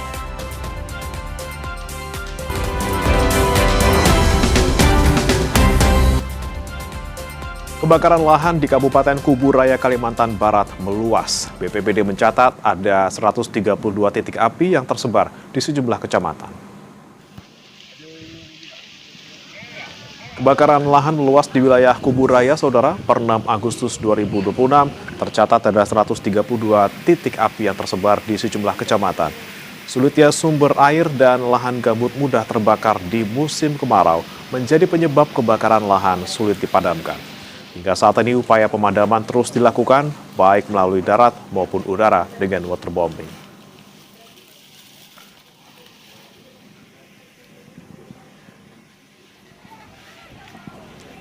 Kebakaran lahan gambut selama beberapa pekan terakhir ini mendekati sekolah di SD Negeri 5 Sungai Raya.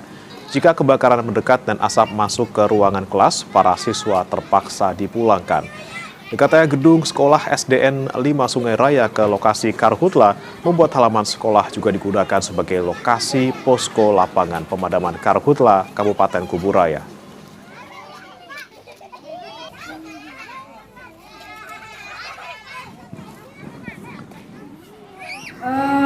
Sebenarnya kalau proses belajar mengajar pagi seperti ini masih segar Bang, angin masih bersepoi-sepoi, masih segar. Api belum mulai menyala, tapi kalau sudah di atas jam 10, 11, 12, nah itu bunyinya api.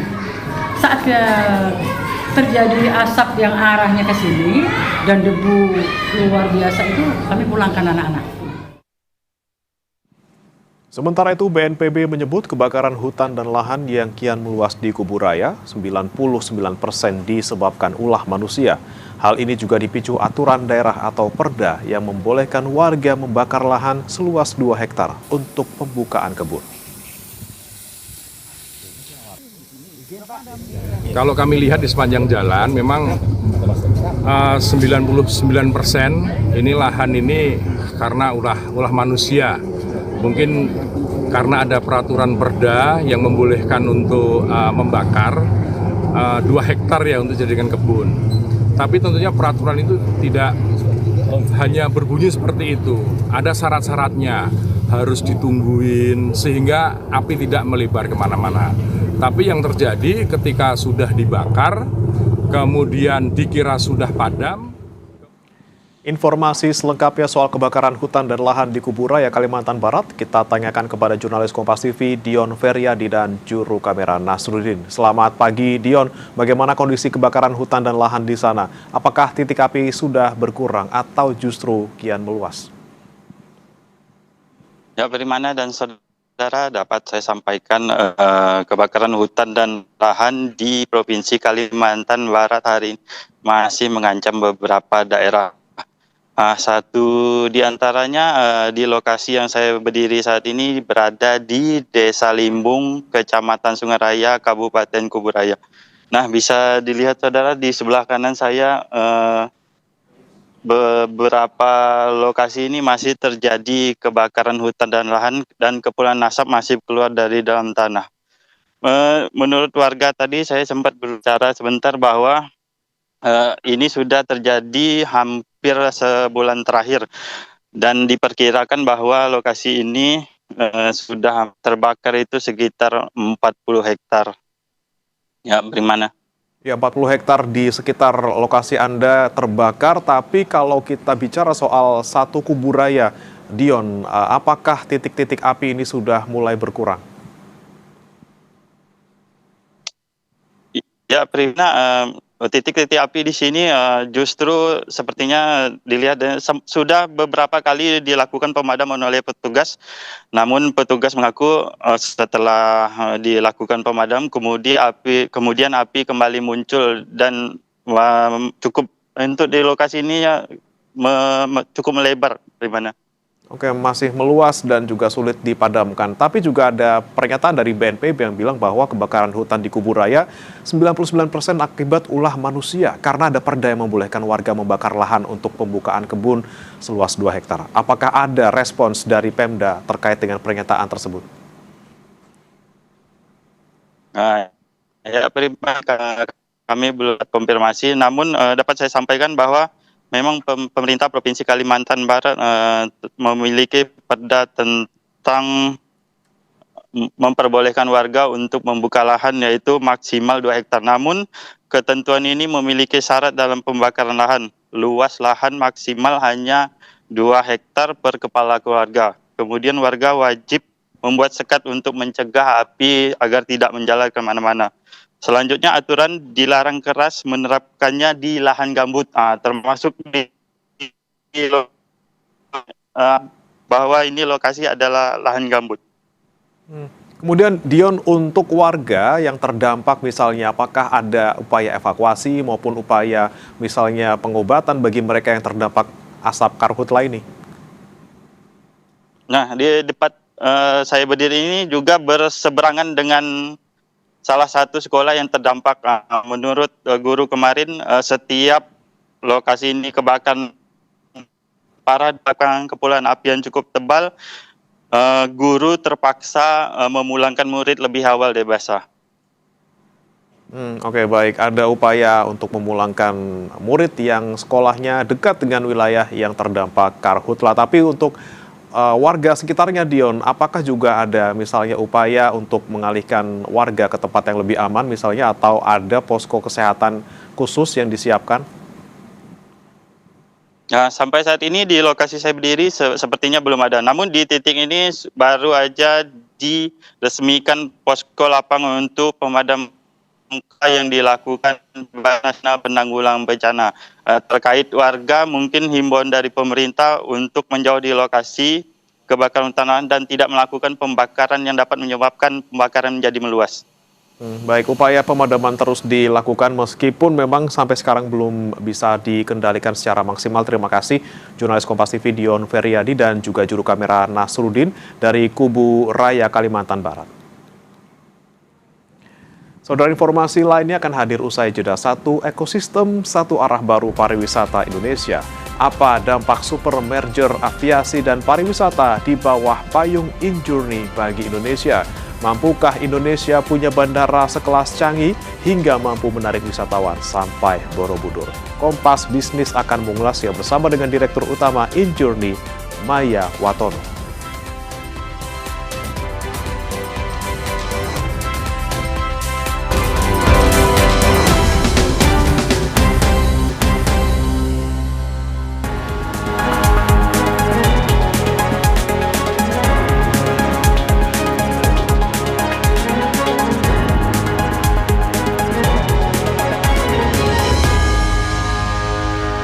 Saudara, InJourney adalah perusahaan induk pertama yang menaungi perusahaan-perusahaan milik negara di sektor aviasi dan juga pariwisata di bawah naungan Danantara Indonesia. Seperti apa perjalanan bisnisnya serta apa pula tantangan-tantangannya, kita langsung berbincang dengan Maya Watono, Direktur Utama InJourney. Bu Maya, selamat pagi, apa kabar? Selamat pagi, baik. Terima kasih sudah datang di kantor InJourney.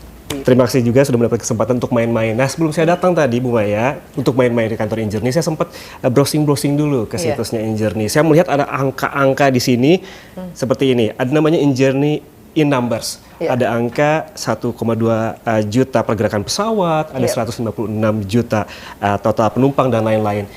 Ini kan yang bisa diakses oleh publik Ya, angka-angka betul. ini. Ini sebetulnya merepresentasikan apa sih? Apakah ada sebuah pencapaian yang dicapai oleh Injourney pada tahun ini atau seperti apa? Iya, jadi ini memang merefleksikan pilar bisnis di bawah Injourney. Tadi udah disampaikan kami adalah holding BUMN di sektor aviasi dan pariwisata. It's first of its kind di Indonesia dan actually first of its kind in Asia.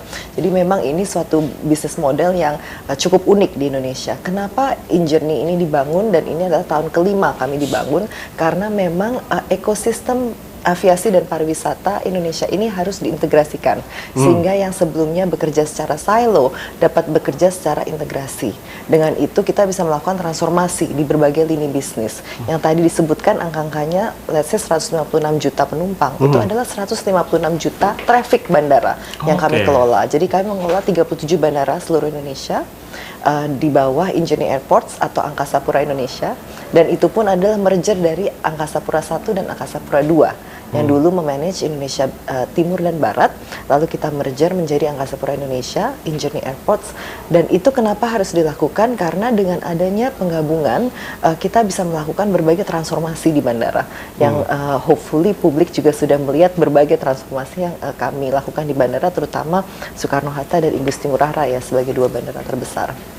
Kalau kita ketahui bahwa Bu Maya ini dari awal Injourney sudah ada begitu dan hingga saat ini.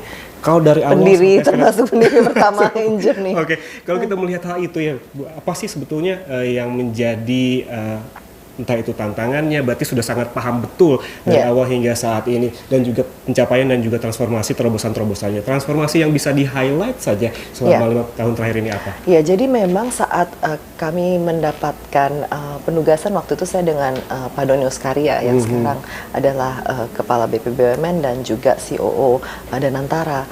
Saat itu kami mendapat penugasan ini kan memang bentuknya belum kelihatan ya, Injourney ini, karena ini adalah ya seperti tadi saya bilang, it's the first of its kind in Indonesia, also in Asia. Kita tidak pernah menggabungkan sektor aviasi dan pariwisata menjadi satu holding. Rata-rata holding BUMN itu homogeneous. Ini Injourney salah satu yang multisektor. Nah, ini menarik karena memang dengan penggabungan ini menjadi satu ekosistem yang terintegrasi, kita bisa banyak menyelesaikan masalah-masalah yang tadinya dikerjakan secara silo. Nah, ini dengan adanya Injourney, misalnya contohnya tadi saya memberi contoh mengenai bandara. Transformasi tidak dapat dilakukan bila tidak ada penggabungan 37 bandara menjadi satu naungan company dan lalu ada holdingisasi. Lalu integrasi dengan destinasi. Contohnya dulu Borobudur itu dikelola oleh 5 kementerian. Tapi sekarang kami mendapat banyak banget birokrasinya. Betul, banyak sekali birokrasi. Bagaimana kita bisa mentransformasi destinasi seindah Borobudur bila kita berhadapan dengan banyak sekali pihak ya. Tapi dengan adanya Perpres single authority management yang diberikan kepada Injourney untuk memanage Borobudur, pastinya kita berkoordinasi dengan berbagai stakeholder. Kami berkoordinasi dengan Kementerian Kebudayaan, Kementerian Pariwisata, Kementerian Agama. Tapi ada single authority yang memanage, pengelola bertanggung jawab, punya accountability untuk memanage suatu destinasi. In this case Borobudur. Dengan itu kita bisa lihat dalam 2 tahun terakhir kami mencoba bertransformasi Borobudur ini supaya lebih baik, lebih bersih. Sekarang fully green, kita atur penataan remaster planning Borobudur dan juga repositioning sebagai cultural spiritual pilgrim tourism dengan kita tahu Waisak, Lampion, itu setiap tahun ini aja udah more than 100,000 people coming, dan dari mancanegara juga datang untuk festival Waisak Lampion itu ya. Jadi banyak aktivasi yang bisa kita lakukan bila transformasi itu bisa berjalan dengan baik, dengan visi yang betul. Oke, dan kita bisa lihat juga sendiri begitu secara bentuk fisiknya dan juga pengelolaannya saat ini Borobudur sudah sangat baik begitu ya Bu ya. Kalau kita masuk ke tahun ini, tahun 2026, di pertengahan tahun 2026, Injourney ini semakin solid mengintegrasikan ekosistem aviasi. Bila saya bacakan juga ke bandar udaraan, perhotelan hingga manajemen destinasi. Apa cetak biru ataupun blueprint ekspansi terbesar Injourney di tahun ini yang paling membedakan dengan tahun-tahun sebelumnya? Ya, oke. Jadi memang transformasi bandara ini masih terus kita lakukan. Kami lakukan, ini PR-nya masih banyak. Kami harus akui PR masih banyak, tapi kami memulai dari pertama awalnya adalah 2 major airports karena itu adalah traffic terbesar.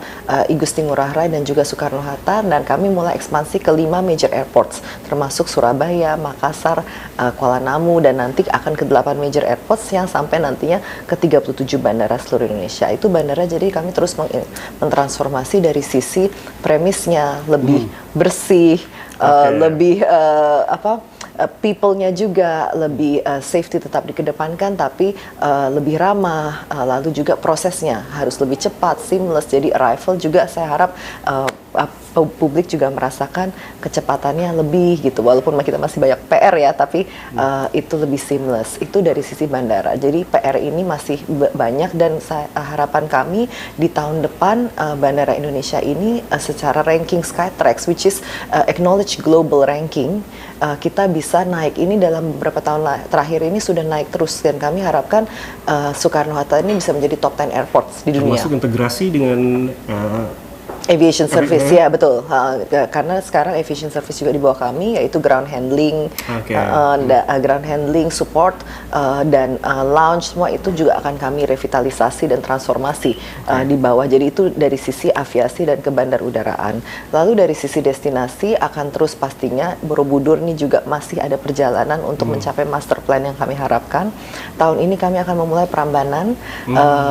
As we know, di bulan baru-baru ini Prime Minister Modi datang dan Pak Presiden ke Prambanan, dan ini adalah suatu milestone yang cukup luar biasa untuk Indonesia, karena dengan adanya kolaborasi antara Indonesia India untuk Candi Prambanan, ini adalah candi Hindu terbesar di Indonesia dan salah satu yang terbesar termegah di Southeast Asia. Kita akan merevitalisasi hampir 200 candi di seputar Prambanan. Jadi candi utamanya sebenarnya ada candi-candi kecil yang kita sebut perwara. Itu ada 200 yang memang saat ini butuh direvitalisasi. Dengan adanya kolaborasi dengan India, kita akan merevitalisasi 200 candi seputar Prambanan. So Prambanan will become one of the largest, mungkin termegah Hindu complex temples di Asia ya. Jadi itu adalah harapan kami, dan yang kami lakukan dengan India adalah AI based, technology based yang sebelumnya tidak dimiliki. Ada aja hal-hal baru yang dilakukan. Tapi kalau kamu ngomong soal revitalisasi dan juga pengelolaan bandara di bawah Injourney Airport, kini fokus pada peningkatan standar global. Betul. Bagaimana strategi ekspansi konektivitas udara di tahun 2026 ini yang dirancang agar langsung berdampak pada lonjakan utamanya wisatawan mancanegara? Iya, betul. Jadi memang itu tadi salah satunya transformasi yang bisa kami lakukan dengan adanya corporate action penggabungan. Jadi memang stages transformasi ini kan kita harus tidak bisa semudah membalikan sebelah tangan ya. Jadi memang stages transformasi ini harus dilakukan. Pertama adalah fundamental business review. Fundamental business review, apa root cause problemnya, apa masalahnya di setiap lini bisnis yang kami miliki, dari sisi operation, dari sisi people, dari sisi bisnis. Lalu baru kita mengidentify. Jadi misalnya contohnya dengan bandara, kita mengidentify bahwa memang domestic fleet ini stagnan, bahkan cenderung turun kan, kita kekurangan pesawat. This is the fact of what's happening now adalah kita kekurangan pesawat domestic fleet, sehingga kita harus mulai membawa traffic itu dari mancanegara, konektivitas internasional terutama inbound. Jadi kita harus memanage balance antara outbound masyarakat Indonesia yang keluar dan mancanegara yang masuk, betul, inbound. Jadi itu yang harus kami jaga, dan sehingga country of origin itu harus dipilih dengan betul, dengan target segmen. Misalnya contohnya Borobudur. Borobudur itu adalah Buddhist temple, sehingga kita bisa men-tap Buddhist market. Buddhist market seluruh dunia ada 495 juta. Di Asia ada 380 juta. Jadi sebenarnya 1% aja itu sudah 3 juta additional wisatawan asing bisa masuk ke Indonesia melalui gateway-nya Jogja International Airport. Nah, itu yang kami sedang petakan bagaimana kita membawa connectivity ini country of origin to us, dan hasilnya adalah apa? Ini adalah fresh money coming into Indonesia, GDP. Setiap 1 juta penambahan inbound penumpang itu sekitar 40 triliun GDP. Sehingga kalau kita tadi saya sampaikan 1% 3 juta adalah 120 triliun GDP. So you can imagine 220 triliun GDP akan masuk fresh money into Indonesia. Seperti apa sih potensi dan juga minat investor global terhadap hal ini? Namun kita bahas usai jeda, saudara tetaplah bersama kami di Kompas Bisnis.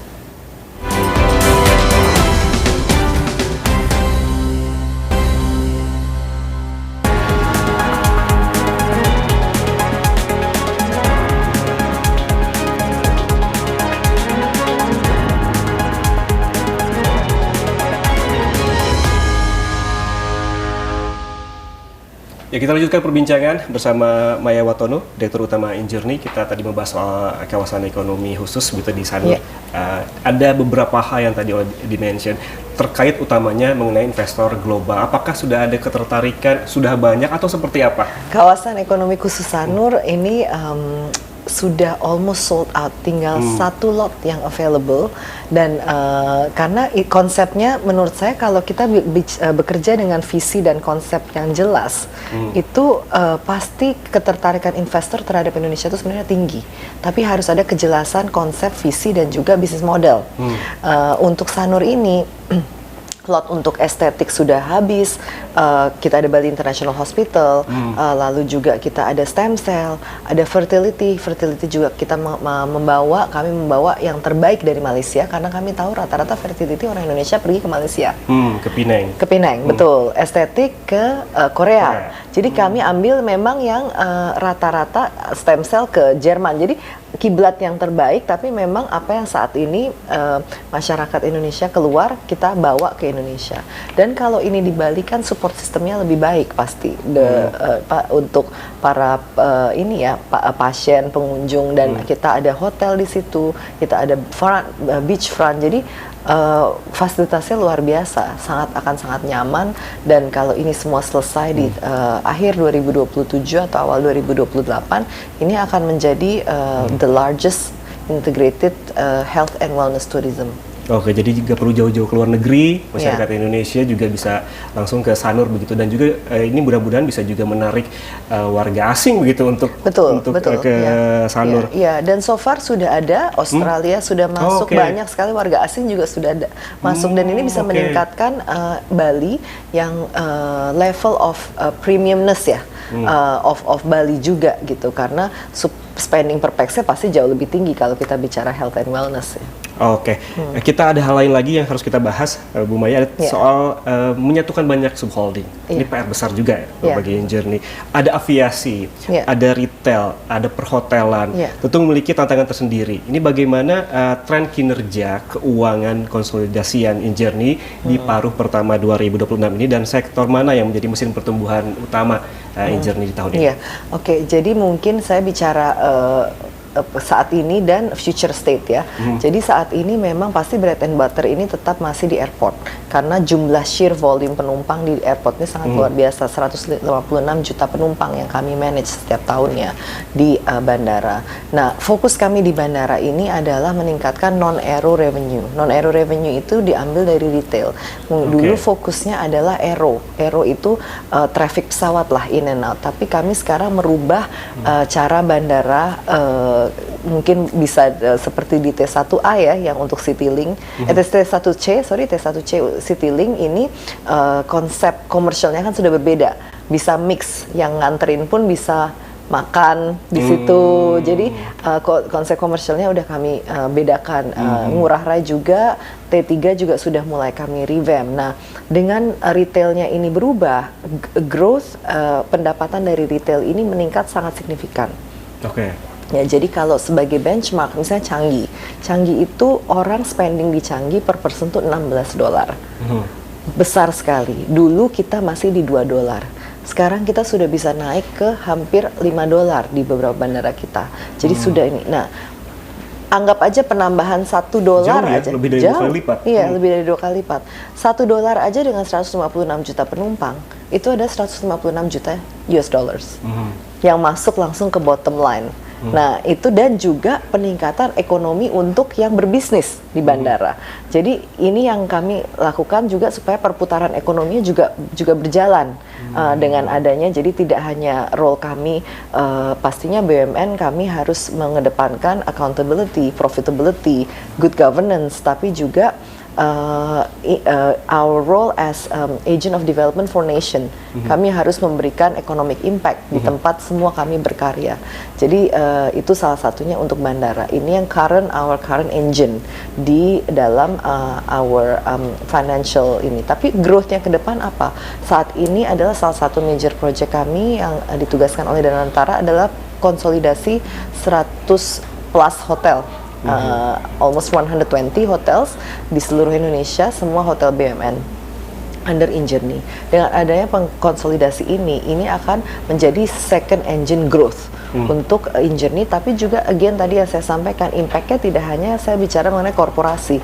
Injourney impact-nya adalah sebenarnya untuk negara. Bagaimana kita bisa memaksimalkan 120 hotel aset yang luar biasa ini dengan lokasi yang sangat premium, ini dimanfaatkan untuk kebaikan Indonesia, dan juga kita tahu rantai perekonomian yang dihasilkan dari hotel, induce impact-nya untuk workers ini sangat luar biasa. Jadi kami saat ini staff di Injourney karyawan ada sekitar hampir 50.000, 49.000, dengan adanya konsolidasi akan 70.000. Tapi economic impact-nya, multiplier effect yang dihasilkan dari lapangan kerja yang dihasilkan ini sangat luar biasa rantai perekonomiannya.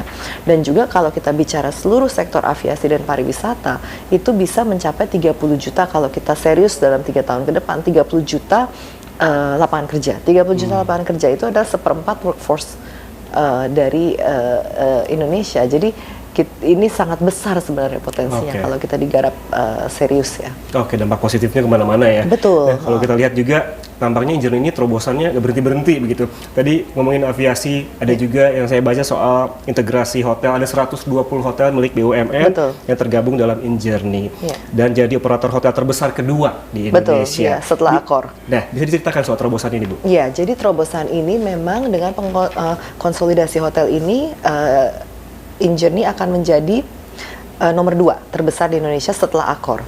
Dan juga yang sangat penting adalah kami memanage, merevitalisasi banyak sekali hotel bersejarah di Indonesia. Jadi kalau Bali Beach yang saat ini ada di kawasan ekonomi khusus Sanur, ada Meru, ada Bali Beach, itu adalah revitalisasi hotel yang dari tahun 1966. Lalu kami juga sedang merevitalisasi Grand Hotel de Jogja yang dulu Ina Malioboro, udah berganti-ganti nama tapi Ina Malioboro ya, yang tepat di Malioboro, itu juga hotel bersejarah Indonesia tahun 1911. Dengan kami merevitalisasi ini, kita memiliki ikon National Heritage Hotel. Yang seperti kalau di Singapura tuh Raffles, atau di Savoy, banyak lah ya heritage hotel seluruh dunia yang memang menjadi ikon. Nah ini bagaimana kita juga salah satu DNA Injourney ini preserving Indonesian culture. Jadi kami ingin mempreserve culture yang ada, cagar budaya, dan hotel ini bisa menjadi suatu ikon yang kami preserve, National Heritage Hotel Collection. Baik, terima kasih Bu Maya atas waktunya bersama kami di Kompas Bisnis. Penjelasannya sangat berguna sekali dan membuka wawasan kita terkait dengan Injourney dan juga terobosan-terobosannya. Dan saudara, itu tadi perbincangan saya dengan Direktur Utama Injourney, Maya Watono. Dan jangan kemana-mana, saudara, Sapa Indonesia Pagi akan kembali untuk Anda sesaat lagi. Jadi tetap bersama kami. Sapa Indonesia Pagi hari ini, saudara, terima kasih sudah menyaksikan. Saya Brema Latenaya. Dan saya Disla Rasati, terima kasih atas kebersamaan Anda dan happy weekend.